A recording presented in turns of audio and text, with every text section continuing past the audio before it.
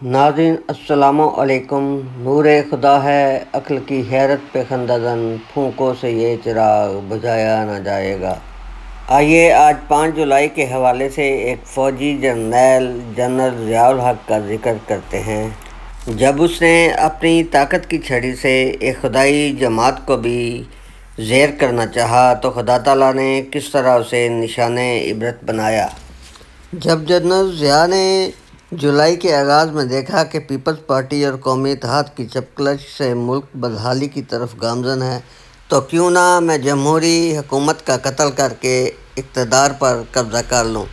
چنانچہ 4 جولائی کی شب کو مارشل لاء کا اعلان کر دیا اور 5 جولائی 1977 کو اپنی ایک تقریر میں 90 دن میں انتخابات منعقد کروا کر حکومت جمہوری نمائندوں کے حوالے کرنے کا چکمہ دے کر حکومت کی باغ دوڑ خود سنبھال لی۔ ناظرین، مگر طاقت کے نشے کی بوتل جب کسی کے منہ لگ جائے تو کس کمبخت کا دل چھوڑنے کو کرتا ہے۔ اس کی مثال پاکستان کی نئی جنریشن کے لیے آل شریف اور ان کی پوری جماعت کی صورت میں آپ کے سامنے ہے۔ 90 دن کے لیے آنے والا یہ جرنیل پھر 11 سال تک حکومت پہ براجمان رہا۔ ناظرین، اس فوجی جرنیل نے اپنی طاقت کے نشے میں سوچا، چلو طاقت کی چھڑی تو میرے ہاتھ لگی ہوئی ہے، کیوں نہ اس چھڑی سے زمانے کے مہدی کے خلیفہ سے الجھ کر اس کی جماعت پر پابندیاں لگا کر اسے گرفتار کر کے اس کی جماعت کو ہی ختم کر دیا جائے اور میں خود خلیفۃ المسلمین کا دعویٰ ہی کیوں نہ کر دوں۔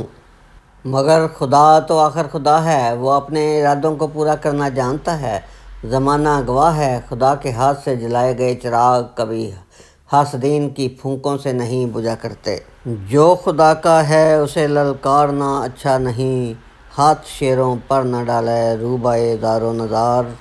اور پھر یوں ہوا کہ خدا تعالیٰ کی تقدیر ہی غالب آئی اور اس نے اپنے پیارے رسول نبی اکرم صلی اللہ علیہ وآلہ وسلم کے فرزند جلیل کو مکھن سے بال کی طرح نکال کر ایک محفوظ مقام پر پہنچا دیا۔ آخر خدا تعالیٰ اپنے پیاروں کی حفاظت کرنا تو جانتا ہے۔ اور پھر بعد از ہجرت خدا تعالیٰ نے آپ کے ہاتھوں اکناف عالم میں اسلام احمدیت کے حقیقی نور کے پھیلانے کے نئے نئے سامان پیدا کر دیے، جس کے نتیجے میں آج دنیا کے کسی بھی کونے میں آپ چلے جائیں، وہاں آپ کو شمع احمدیت کے پروانے نگر نگر گلی گلی نور اسلام پھیلاتے ہوئے نظر آئیں گے۔ دوسری طرف خدا تعالیٰ کے مہدی کے خلیفہ اور اس کی جماعت کو ختم کرنے کا ارادہ رکھنے والے جرنیل کو اس کے اپنے ہی طیارے میں ایک مقامی سفر کے درمیان اسے اپنے طیارے اور لاؤ لشکر سمیت بھسم کر کے اس کی خاک کے ذرات کو فضا میں بکھیر دیا۔ اس مغرور اور طاقت کے نشے میں چور جرنیل کو نہ زمین نے قبول کیا اور نہ آسمان نے۔ اس کے جسم کی خاک آج بھی بہاولپور کے صحراؤں کی فضا میں بکھری اس کے نشان عبرت ہونے کا ثبوت فراہم کرتی ہوئی نظر آ رہی ہے۔